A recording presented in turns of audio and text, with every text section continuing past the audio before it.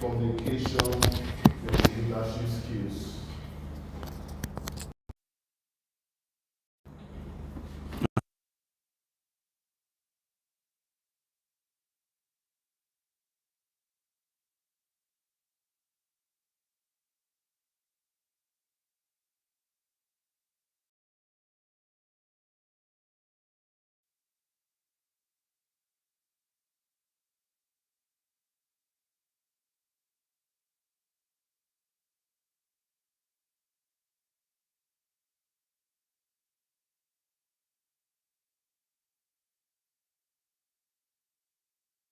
What are the challenges or the third industries? Interesting. Okay, so we're moving forward.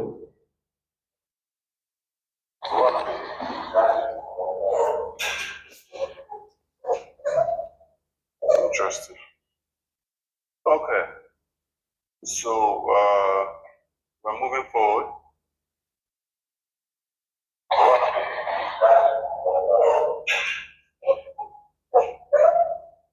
Interesting.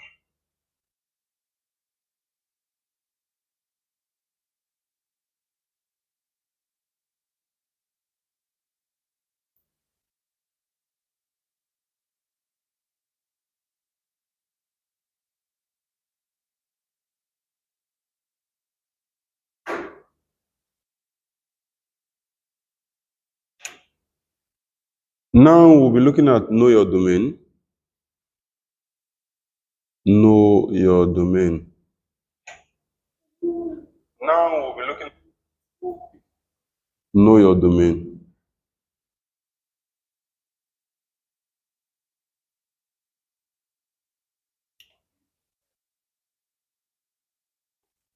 Why do people come into tech?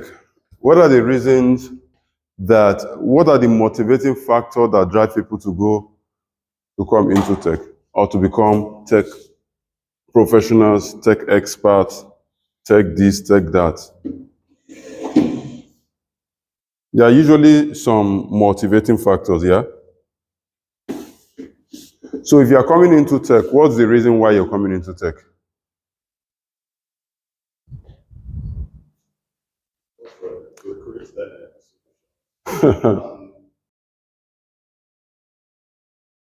Wow.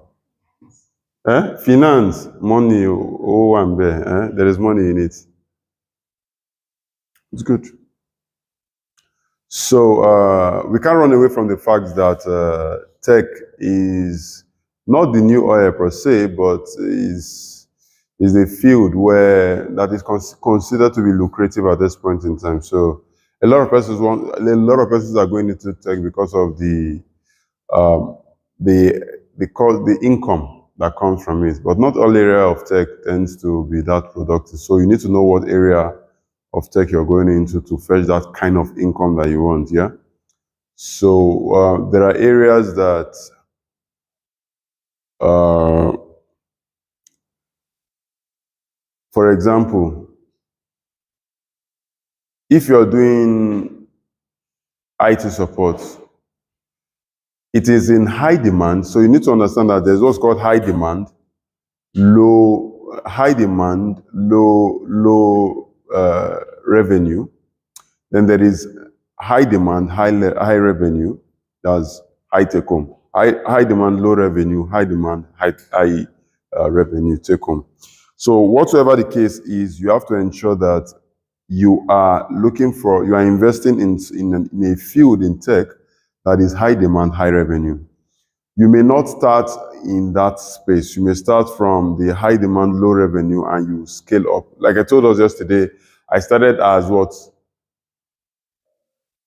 A business center secretary, a computer operator.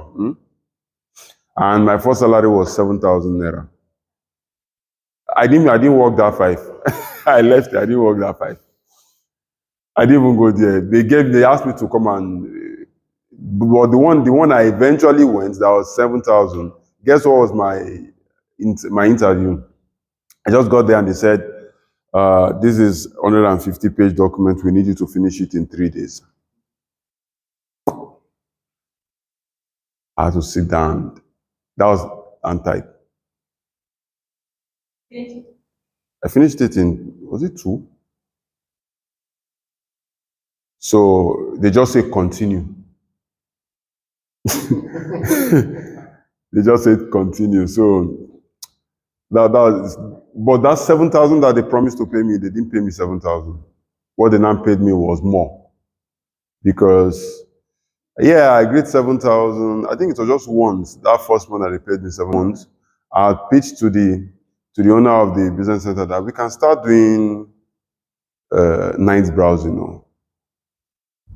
So the man said, started. Then they now increased my salary. 3rd month, and I told them that we can start doing weekends. So that and I increased my salary again. And so look for new solution. That was how I was now. Then all of a sudden the man said, there's business, there is profit in this. So he now went to establish another this and now threw me to that place, go and manage that place. So that's how I started going. You do understand? So, but I didn't remain there. I moved from 7,000 to 8,000 to 12,000 to 28,000 to 56,000 to 100 and to 200 and, you understand?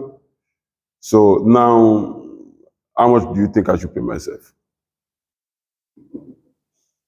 So the point is, there is high demand, high income. You have to know the career you're pursuing that is high demand, high income. There is also relevance. So one thing with tech is that tech gives you a sense of relevance. It wants you to, it tries as much as possible to ensure that you are relevant in whatsoever thing you're doing. So you are building, imagine before tech, nobody knew Elon Musk. Now he's clocking the $1 trillion equity ownership. Before tech, in fact, the tech industry is largely, okay, now let me give us a background story here. For every dispensation, for every revolution, there is usually new set of billionaires that are created. New set of, for every dispensation. So every industrial revolution, there's usually new set of billionaires that are created. Starting from the first industrial revolution, the first industrial revolution is largely in the 17th agriculture is that billionaires at that point were into agriculture, farming. Do you understand? Billionaires at that point were into agriculture and they were largely into farming. But they now discovered, that was prior to the first industrial revolution, before then. So the first industrial revolution was now the discovery of steel and steam engine. So that was when they discovered that you can actually steam iron and metal, and you can use it to manufacture some components, and that's where how can we begin to improve our agricultural skills and all of that? They now start building tractors. Tractors were now doing the jobs of men.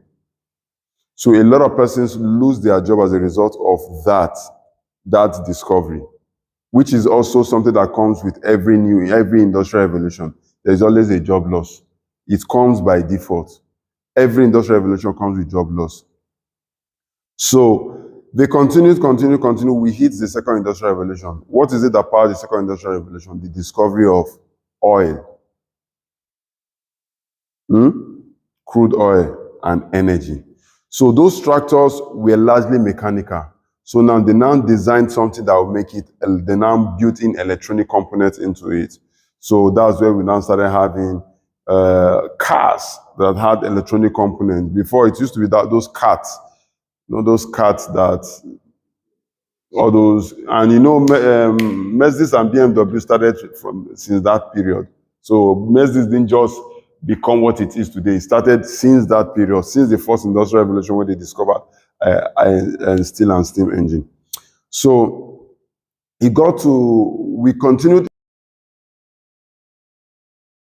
to the billionaires of the likes of Rockefeller gave birth to the likes of was this other guy, MacArthur. These are, if you know, you go check MacArthur Foundation, Rockefeller Foundation, they are very powerful foundation because they got their money in the oil and gas dispensation, second industrial revolution. The third industrial revolution is now this one is not a discovery per se, but it is the development of computer systems, which is largely powered by the principle of automation. And that was driven by the research carried out by Alan Turing, who happens to be the father of computing. Alan Turing was the guy that led six-man team into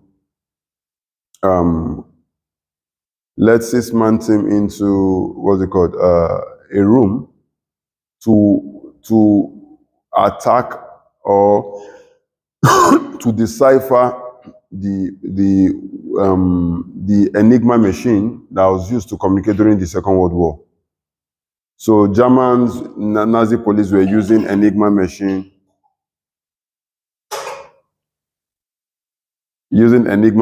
to communicate with their counterparts. So that machine was encrypted. So Alan Turing led a team of persons into that into a room to decipher and decrypt that machine. And that was the research shows that ended the war by 2 years. So the war was supposed to end in 1948, but it ended in 46 because of that war. Was it 46? No, 44. It was supposed to end in 46, but it ended in 44 because it started at 39. So after that war, Alan Turing wrote a paper, Can Machine Think? So the question of globalization and computer researching started from that question. So the research was, how can machine begin to think? Now that research was what gave birth to computer systems. That research was what gave birth to internet. That research was also what gave birth to AI. But the question was not answered until 1997. The question of can machine think, that wasn't answered until 1997, when a machine was asked to play, when the world chess player was asked to play chess with a machine, a computer, and the computer won. So that was what they used in considering that, okay, that question has been answered for most persons. So every industrial revolution comes with new sets of billionaires. So now we are seeing emergence of new set of billionaires, are we? Like, exactly, Altman, what's it called? This NVIDIA guy, Gene. Yeah, so we are seeing the emergence of new set of billionaires. Why? Because we are in a new industrial revolution, which is largely powered by personalization, and it is AI. You get? So tech gives you a sense of relevance. You know, when I was in the hospitality industry, people would come, Hania, please come and fix my system. Please come and fix my system. So I was a big boy. You understand? So if I go to kitchen, you know, it was hospitality industry. If I go to the chef, will tell me, give me internet now. I will settle you well. So it will give me real food. I will eat well, and I will not give him internet. So it gives us, not just within the organization itself, it also gives you relevance outside the space. That's if you're able to solve a problem that commiserates with what the society needs. Tech gives you that relevance. Who knew GB, Flutterwave founder? Who knew Anyola, Agweji? Who knew them before tech? Nobody knew them. But look at what they are doing. Look at the exploits they are doing. Why? Because tech gives you relevance. 3, techs give you respect. One thing you can't take away from tech is when you find yourself within the tech space, there is a form of respect that it compels. So imagine then when there was a time that in my church I was asked to come do a talk for teenage children. So 4 of us were invited from different fields. Yeah, I was the fourth to be invited. I was the fourth to speak. The first person came that is an